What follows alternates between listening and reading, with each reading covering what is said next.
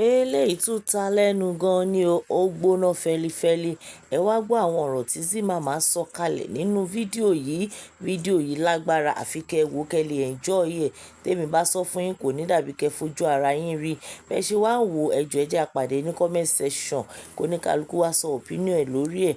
Ẹjọ́ kẹ́ make sure pé ẹ̀ ń bá mi like ẹ̀ dẹ̀ ń bá mi share. Ẹ̀yin tẹ́ ẹ ti subscribe, ẹjọ́ ẹ tẹ subscribe button yín ọ̀fẹ́ ni kò ná yín lówó kò ná yín extra data. Ọwọ́ tẹ fi ń subscribe ẹ̀ ní fi gbọ́ mọ́ sí lágbára Ọlọ́run. Ojú tẹ fi ń wò wá kò ní fọ́, etí tẹ fi ń gbọ́ wá kò ní di. Thank you. That's the way you are doing. To wá fẹ́ fi subject odindi ààrẹ bọ́ba ṣèlú sí social media bully. You are not doing well. You are a loser. You are a goner. You are leftover. You are not doing well. There is nothing absolutely well about you. Tó bá wo position tí o fi dáàdi Florida sí ń gbà yẹn tó fi gbé wọn wá sọ́dọ̀ òkété blogger ẹ̀ tó sọ pé wọn ò ní owó kankan ní account tó tún gbé statement of account wọn síta last balance tí wọn mo sure pé tó bá rí account number bàbá ọba ń sìn láì rí account number wọn láì rí statement of account wọn gan ó rí pé position tó fi bàbá ọba sí kọ́ ló bá wọn bàbá ọba ló ń do well bàbá ọba ló yẹ kó ṣe update fún ẹ kì í ṣe ìwọ tí o ti lò tó ti trash. You are a trasher. You are a bean. Ìdọ̀tí ni ẹ́ wọ́n ti already dà ẹ́ sínú àwọn nylon táwọn ẹ mọ àwọn ará Èkó yẹn àwọn dustbin ike dustbin wọn bíi black báyìí bíi gorodomu dustbin táwọn lasma sorry mo ní lasma kí lórúkọ àwọn tó máa bá wọn gbélẹ̀ lẹ́kọ̀ọ́ yẹn náà ẹ jọ kí lórúkọ àwọn tó máa ń gbélẹ̀ lẹ́kọ̀ọ́ lasma kọ́ o mi mọ orúkọ wọn o orúkọ wọn yé dẹ̀ pa mi lórí o kí lórúkọ àwọn tó máa ń gbélẹ̀ lẹ́kọ̀ọ́ yẹn ẹ dẹ̀ rán mi létí náà àwọn lọ́mà God bless you Princess Àṣàbí Akíntóyè ojú òní tìyìn sórí láti pàtí dáàdi Florida ti trash ẹ tó ti kó ẹ mọ́ dustbin táwọn lọ́mà ti gbé ẹ tó ti gbé ẹ lọ sí ọ̀dọ̀ awóyíyan àti gbá ẹ lò ti ṣe rere. You said you are doing well. You are not doing well. Wọ́n ka àwọn tí wọ́n do well láyé kọ́ka ẹ̀ mọ́. The only way you are doing is the one this lover posted pé àrẹ̀mú kan dú ẹ o ṣẹ́yún fún. Ìkan tún bá ẹ sùn wọn lówó lọ́wọ́. That is the only well tí wọ́n lè front láyé ẹ. Going to party is it well? Using flitter is it well? I been going to China. Ìwọ tó rówó ra tíkẹ̀tì fún ẹ tó rówó rọjà wálé tó ṣe lọ ń ṣerú ó ṣe lọ ń ṣe alábàárù ní China. Is that the way you are doing that you are doing well without bàbá ọba? Ẹ bá mi bèrè lọ́wọ́ ẹrú ẹnu ìṣó yìí tó bá ní Down syndrome àwọn tó bá ń blog ṣáwọn yẹn náà ní Down syndrome tẹ̀lé ni.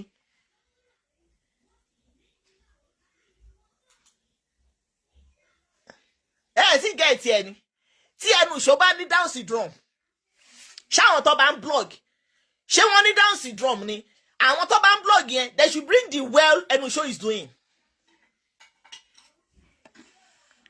No mo fẹ́ kẹ́ ka ni ok tẹ́ bá fẹ́ ka ẹ jẹ́ ń gbé fọ́tò mi sí ń gbà yẹn mo fẹ́ kẹ́ ka update ẹ ni but nevertheless tẹ́ bá fẹ́ ka it's no problem màá kà fún yín.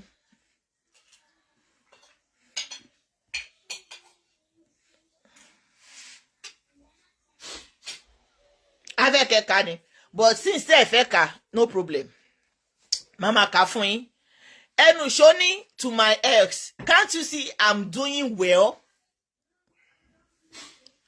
Can't you see me? I'm doing well.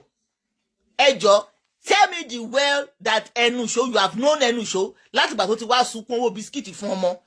Tell me the way she are doing. She ti le Tony won coffin. Tí ó lè gbé nínú ẹ̀ tó yẹ pé ojú àlá ló ti ń gbé àbí ti mọ́tò bí ẹ̀ẹ̀mejì ló dáwó mọ́tò fún tí ò bá wọn gùn láyé tó bá wọn gbé márúwá àti ọ̀kadà ẹnu ẹ̀ ló fi sọ pé òun bá wọn gbé márúwá àti ọ̀kadà ṣé ti this lover tó blog ẹ pé ẹnìkan bá sùn o ẹnìkejì o ìyẹn ò fún lówó ipò ó ń ṣẹ́yún ó ti ṣẹ́yún bí ẹ̀ẹ̀mejì fún ẹnìkan pó tútù wà nú oyún Is that the well? Àbí tí ọmọ ẹ̀ obìnrin tó ṣe unveil ipa àwọn jọ ń lọ sí club. No, I'm asking. Is that the well Enusho is welling? Because I don't know. Tell me the well about Enusho that is welling. Now, ìgbà tó Daddy Florida máa fi ẹ́ sílẹ̀, Ìkòròdú ní Daddy Florida wà.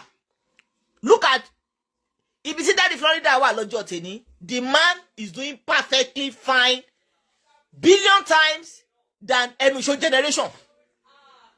Billion times than people that said they wanted to help Enusho. You leave Daddy Florida ní Ìkòròdú, but look at where Baba Oba is today.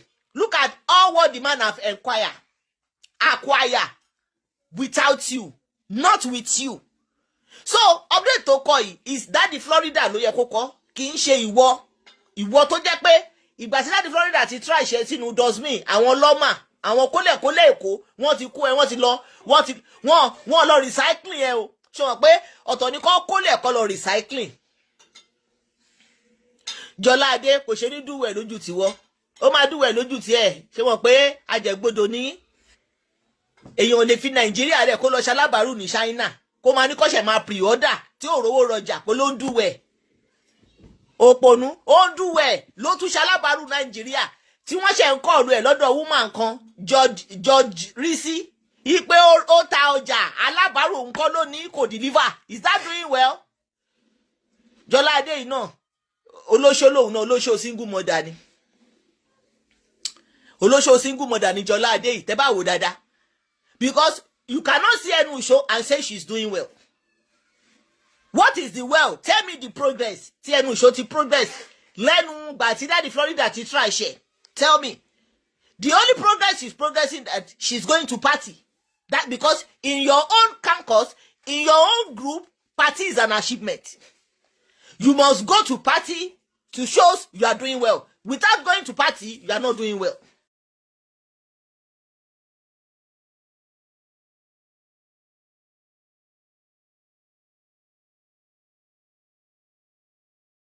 From Monday to Friday, how you guys are doing well? Because that is your own doing well, definition of doing well. Now, what was up? I'm progressing. Tell me the progress in the life of Enusho. The progress that Enusho bought a ticket to China, but she couldn't have money to buy goods to Nigeria. Enusho bought a ticket to China to go and do slave trade. Alabaru, Baranda, in China.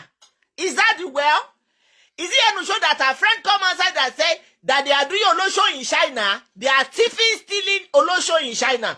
Is that the Enusho that is doing well? Saint which one is Olosho? Àwọn Olosho single mother ló wà ní campus Enusho because Gistlover náà ló blog ẹ̀ pé Enusho ó ń dó àrẹ̀mú kan o, ó tún dó ẹnìkan o, ipe wá lóyún o, ó ń ṣẹ́yún lẹ́ẹ̀mẹ́ta fún àrẹ̀mú o, ó ń ṣe báwo. That is Olosho Single Mother Association of their president. And their president have already disclosed herself that she's president of Olosho Single Mother.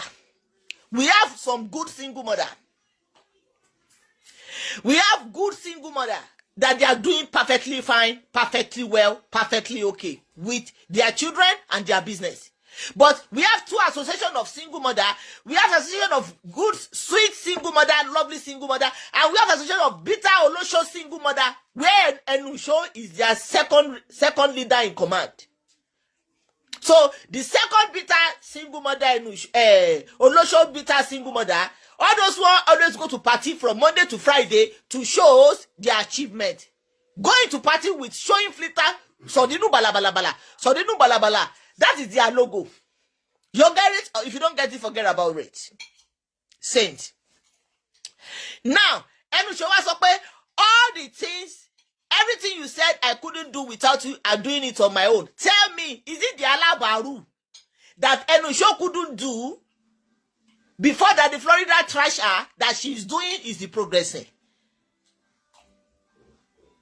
Momberi, because Enusho, Tobantie, at least tó bá ní Down syndrome, ìwọ tó lè lọ́pọlọ àti dóko tó fi lóyún tó fi bímọ fún 9 months. Ó ti lé ní 40 now. you should have sense, at least ọpọlọ tó bá fi ń tiẹ̀ ó yẹ kó lè mọ ọpọlọ ẹ láti lè lò torí ó mọ̀ pé wà táwọn ọmọ ẹ ti ń lọ club ń sìn àwọn ọmọ ẹ á lè mọ̀ pé ìyá tó bí àwọn ò dance ó dance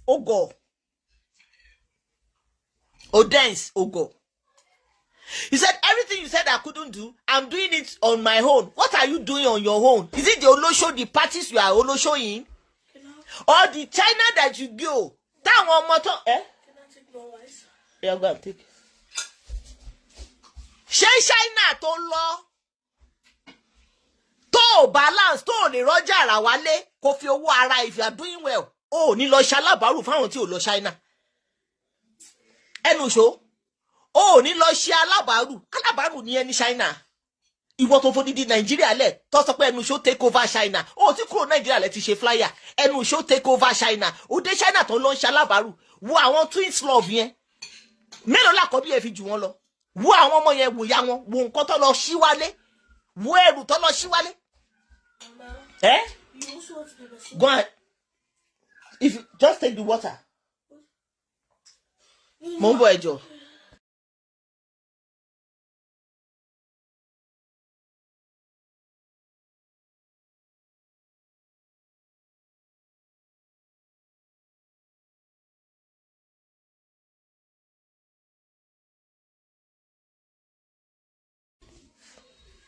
Ẹ ti gẹ̀ẹ́tì ẹni. Ẹ wo àwọn ọmọ nǹkan tẹnu ṣó lọ ṣe ní China òun ni lady yìí kí lórúkọ lady tẹnu ẹ tóbi tètè ẹ tóbi yẹn má bínú mi ò búlì ẹ o tó ṣe wedding tó wọṣọ yẹlò yẹn Paramount ò ṣe Paramount ẹ ti mọ Paramount girl tó máa ṣe vlog yẹn tó máa ń show oríṣiríṣi supplier yẹn nǹkan tó lọ ṣe ló lọ ṣe kò dẹ̀ ṣe flyer pé Paramount take over China ìwọ local breed ìwọ ìgbékefí funky breed ó fẹ́ lọ ṣe alábàárù China ó wá kọ ẹnu ṣó take over China ṣé flyer tó ṣe fún ẹ ló jẹ́ kó tí pé you are doing well ẹnu ṣó you are absolutely korofo you are absolutely empty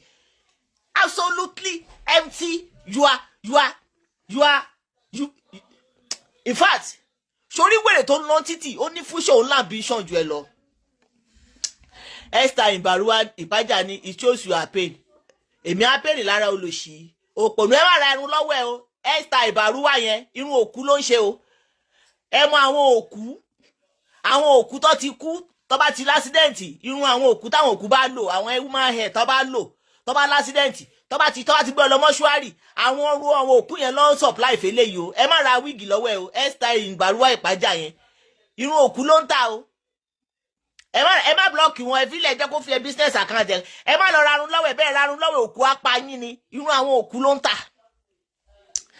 Now ẹnu ìṣó ẹ sọ fún ẹnu ìṣó she should wake up from her slumber àbíbó ló sùn sí she should stop dreaming. Daddy Florida have trashed you and trashed you for good. Shoti Yensin, you are not even in that man book because ìgbà tó mọ̀ ẹ́ gan Ọlọ́run jẹ́ kó ní lọ síwájú ni so you are gone now. Ẹnu ṣó, don't try to use that family to trend again. You are gone now. Lè forúkọ èèyàn wàá believe pé ó fẹ́ fi máa wà at the top ó máa lọ lẹ́ni.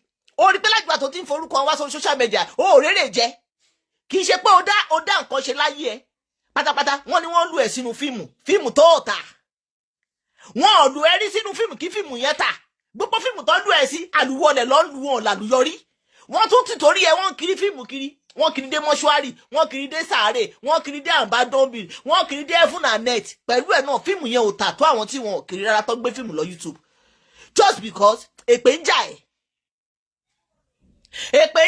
èèyàn ò lè ṣàánú ẹ pẹ̀lú àwọn ọmọ àlè tó gbé wá fún kó wá bìlífù pé àánú tọkùnrin yẹn ṣe fún ẹ ó fẹ́ tẹ̀rí láti fi gùnkè who bomb your monkey you say you are doing well thank you for living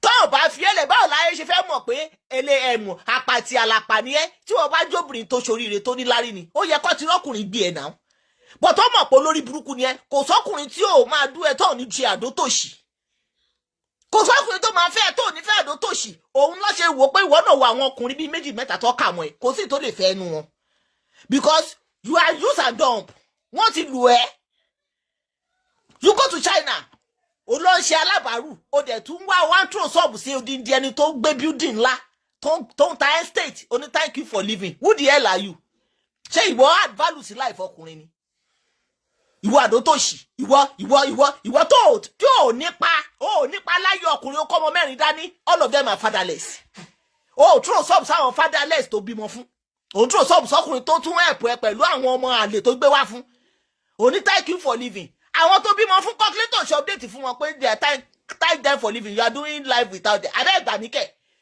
o bímọ àlè ọmọ mẹ́rin you are single mother ọmọ àlè o ọkùnrin tó abẹ́ tó ọmọ àlè tó fún ẹ ní owó díẹ̀ tó sanwó ilé káwọn ọmọ àlè tó bí kọ́ má bà wá homeless yẹn ló ń tró sọ́ọ̀bù fún àwọn tó bímọ fún ó tró sọ́ọ̀bù sáwọn yẹn who does that orí àwọn mẹ́tẹ̀ ò pé o mi ò ríro eléyìí rí ṣá ó mà dá kọ́ bíyàn pẹ̀lú tìjú kẹ́ ẹ̀ ó bímọ àlè fọkùnrin ọkùnrin yẹn dẹ̀ mọ̀ pé àwọn ọmọ àlè ló gbé dání but just because the inner spirit, the pity spirit, the ojú àánú spirit that the man has taking care of the ọmọ àlè tó gbé wá. Ó wá fẹ́ wá ṣe update pé all the things you think I cannot do, go and do it to your baby father. Àwọn bàbá tó wà ń bá dọ̀nà ọmọ sí ẹ lọ́wọ́ tó forí àwọn ọmọ wa gbèpè torí pé ó fẹ́ pawó bisikíìtì àwọn yẹn kó lọ jó ṣọ́ọ̀bù sí. Fi ẹni ẹlẹ́ni ò bímọ fún wọn. Wọ́n rí ẹ lọ́dún ẹ.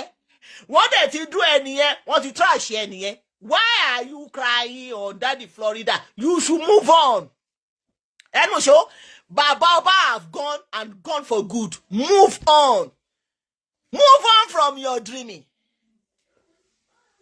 Say you are doing well.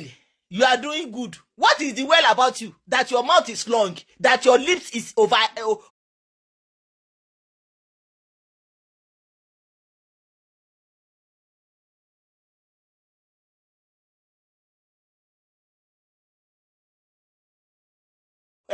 Extra large that they take. Is that you will bring the man down as you are down already? Because I don't feel you down now. Because so by the way, our mom and Toby, where is their father? They don't have father. You never thank those ones that thank them for leaving you. You are thanking the man that remove you from the trash and give you silver spoon. And when you prove yourself that you are a dog, he collected his silver spoon and trashed you in the latrine. Nonsense are ingredient. Hey, over trending. Hey, when the Lusho want to trend with a new ambassador status, Alabaru pre-order of. Hey, imagine, Odidi Alabaru pre-order of don't know who do well. Hey, Kiwala want to ko owo to lo raja.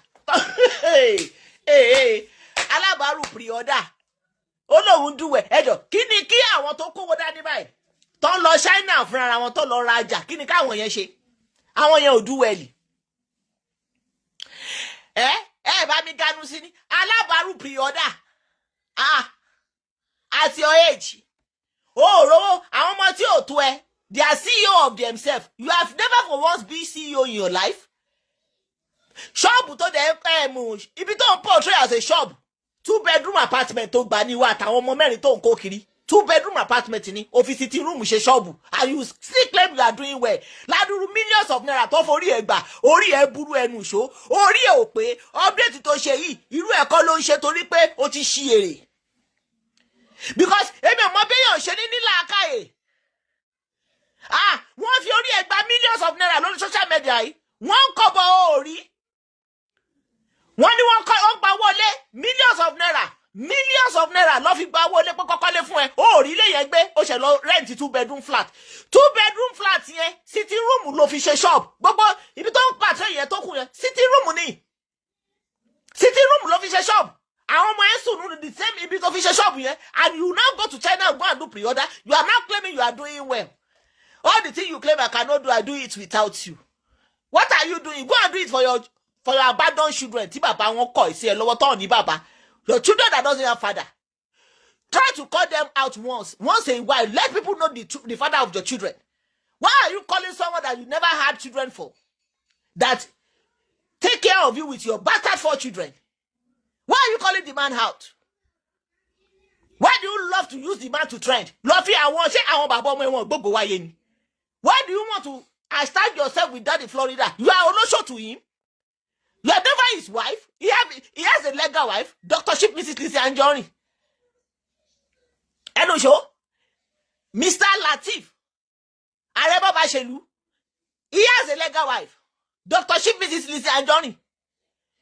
You are not sitting in caliber anytime anything baba enfe.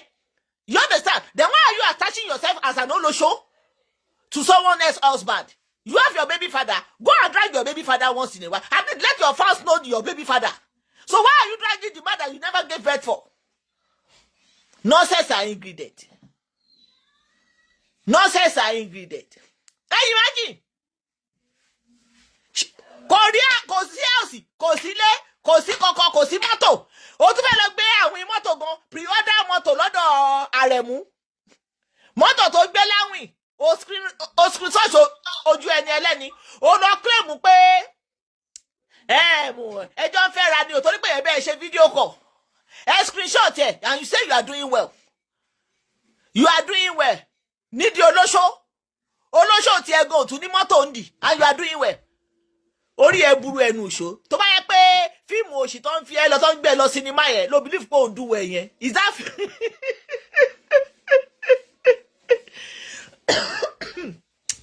I am to atọ́pẹ́ ẹgbà mí kẹ́ ẹ. See me see trouble. I am to atọ́pẹ́. See me see trouble. Kí ẹnu ìṣó àbádọ́ Olóṣó kó máa throw sọ́ọ̀bù sí odindi ààrẹ. 4 children, 4 father. All the 4 children, you never gave birth to Ààrẹ Bọ́ba Ṣèlú o. Mr. Abdulateef Lawal, kò sí ọmọ kankan tó bí fún wọn o. Olóṣó ni ẹ́. Now, ó wá rí bá àwọn bàbá ọmọ. Yeah? Mo ń gbọ́. Ẹ ti lọ o.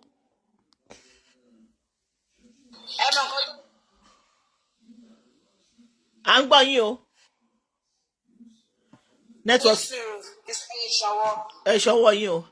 Mami Aji Anura, mami ẹgbà ẹwà náà tó bá fẹ́ wà relevant mami. Kò sẹ́ni tí ò lè wá attention láti fi wà relevant. Ẹ wo awó yíyan, ẹ wo kọ́tọ́ ọmọ ẹ ṣe. Ọmọ ẹ fẹ́ wà relevant ìgbà tó rí pé ẹrù ti pa wọn alábàárù kí ló ṣe ó bẹ̀rẹ̀ sí ní sọ̀rọ̀ ọkọ ẹ̀. Ó ní wọ́n lé ọkọ òun ò lè ṣe torí pé ọkọ òun ti wọ 35 years. Ọkọ òun ò lè fún yàn lóyún. Ìgbà tó wá yá tóun wá fẹ́ proof pé ọkọ òun lè fún yàn lóyún. Àwọn fẹ́ ra kò pọ́jọ́ kò póṣù ọkọ òun fóun lóyún. Ṣẹ́tírísì pé ara ẹ̀ ló fi wà relevant mami. Kò sẹ́ tó mu sí. Àwọn tó dẹ̀ fẹ́ criticize ẹ̀ wọ́n criticize ẹ̀ lórí ara ẹ̀ ni. Mami tí ẹnu ìṣó bá fẹ́ wà relevant ọmọ 4 bàbá 4 ló bí. Gbogbo ọmọ 4 tó wà lọ́wọ́ ẹ̀ kò sí ìtóbi fún dádì.